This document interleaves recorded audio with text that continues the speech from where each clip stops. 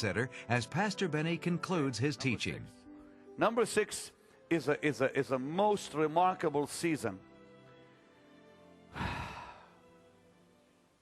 I'll call it frustration time.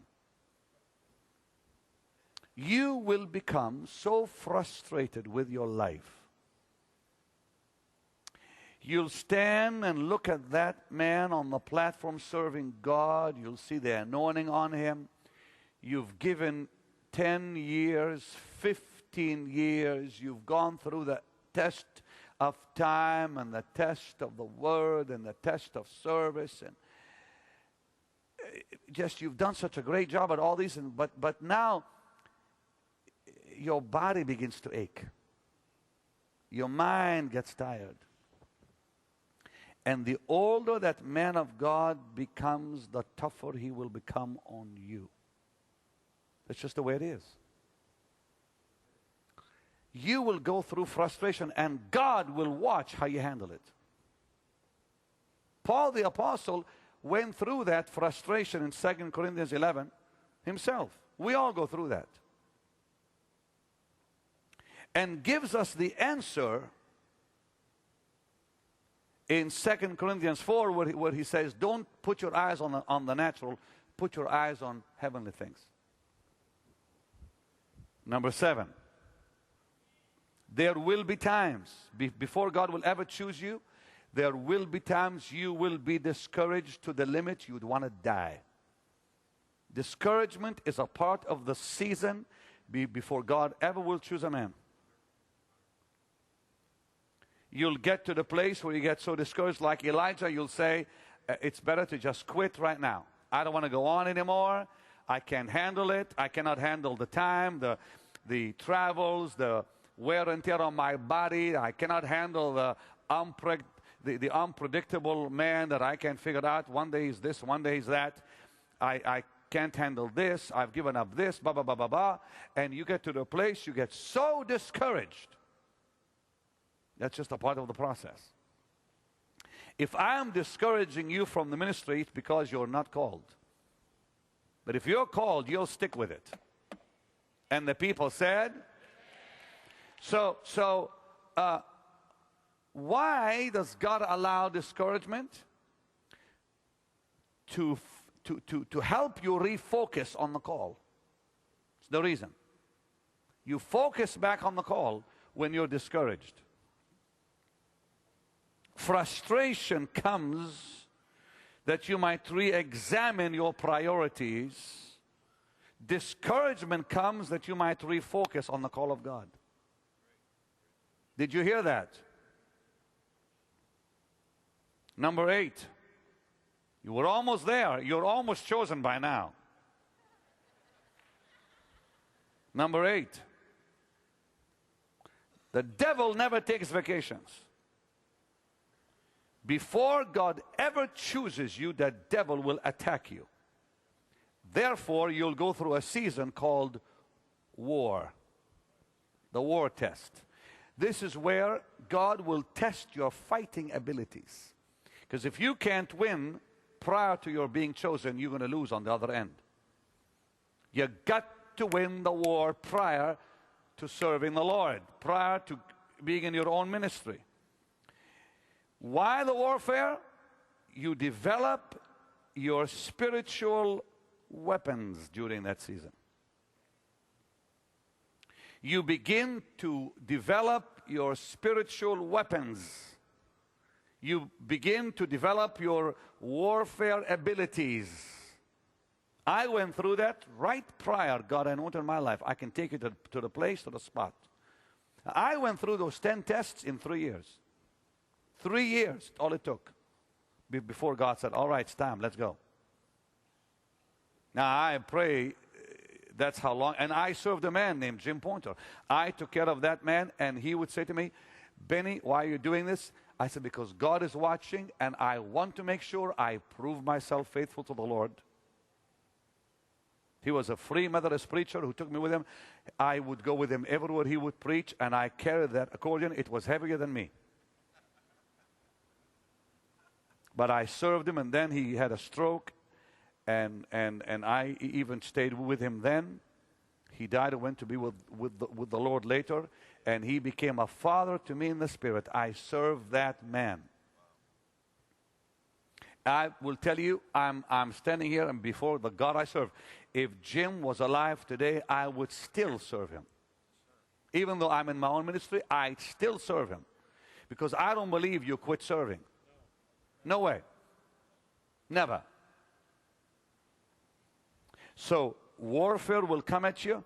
You'll develop your weapons of war, and there's only one way out of warfare.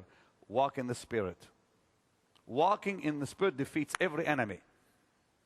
Number 9. I hope you're learning something. Number 9, right before God uses you, the last test is your vision. God will test your vision. He will come back to the vision of your life. Nehemiah chapter 1, I'm not going to give you because we're almost out of time. Nehemiah 1, 1 to 11, Nehemiah 2, 1 through 6. We see Nehemiah's vision tested. His vision was to rebuild the walls. His vision was to rebuild the temple. His vision was tested, Michael, to the limit. Enemies arose, tried to stop him from rebuilding. So he would build with one hand, fight with the other. Your vision becomes blurred by girlfriends or friends or people that come in your way that try to steal away what God really wants to do with you. And you got to stick with your vision. And your vision will be tested.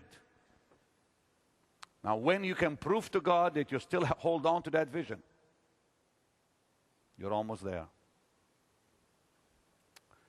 Your vision will be tested. Right? Habakkuk 2, verse 1 through 3, talks about the vision. What you must do with the vision. In fact, can I give it to you quickly? I said, can I give it to you quickly?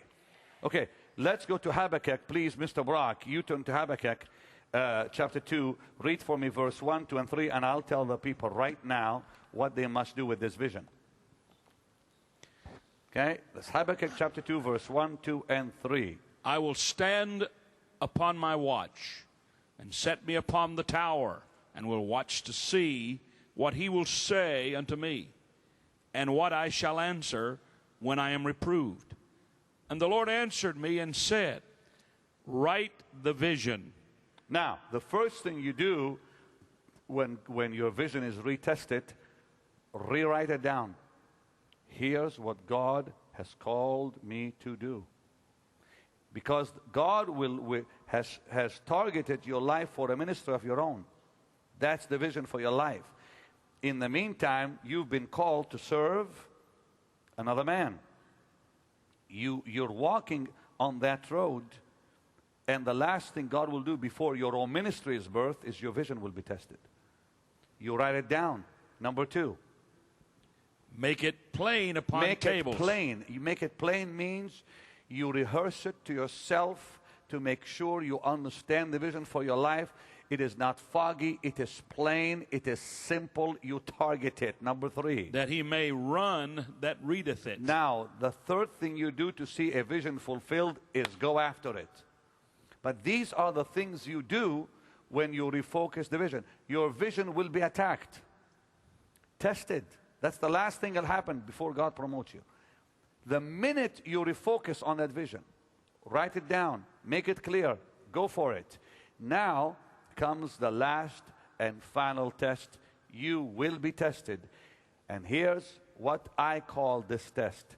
God will test your ability in promoting you. In other words, it's a promotion test. He'll see, can this man handle exaltation? Can he handle promotion? Can he handle it when he gets on the platform and people start clapping? Because the man of God, like a donkey, may have you minister one day. That's the promotion test. That's saying to you, you've proven yourself faithful to me, such and such. Come preach a message. Suddenly, God will watch. Let's see how he handles that. Will he become proud, arrogant? Will he think to himself, I can replace Bunker now, just push him out of the way? God will see that in you. He'll test your heart. Remember I gave you last night. God tests the hearts.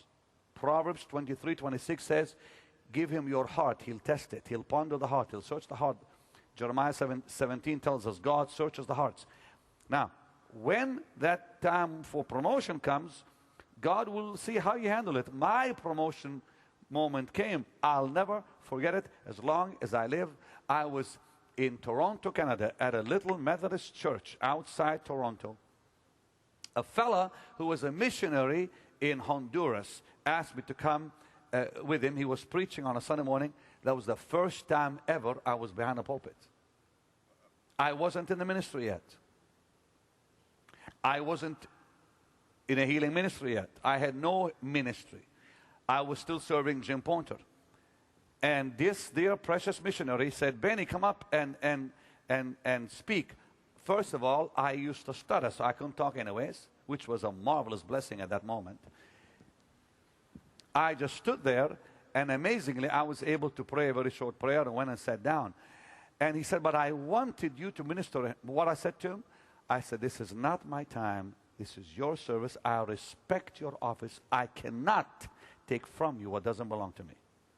And I believe God looked at it and said, good boy. Because if I stepped in and pushed him out and began to preach and thought it was my service, I'll just be canceled out of the way.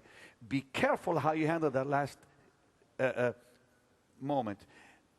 That test, if I'm going to say something that may not be understood, but I'll say it. God is very sensitive about that. Don't dishonor his servant. Don't dishonor his servant by taking away from him his mantle before he gives it to you.